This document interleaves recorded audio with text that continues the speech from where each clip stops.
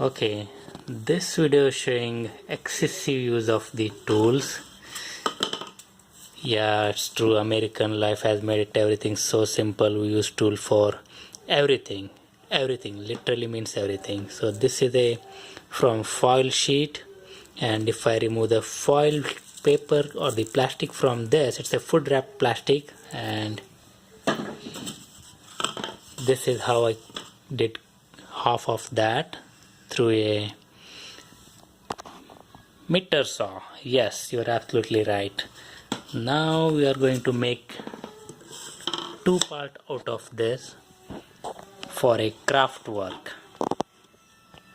So position your stuff that needs to be cut under the saw, and here you go, 1 2.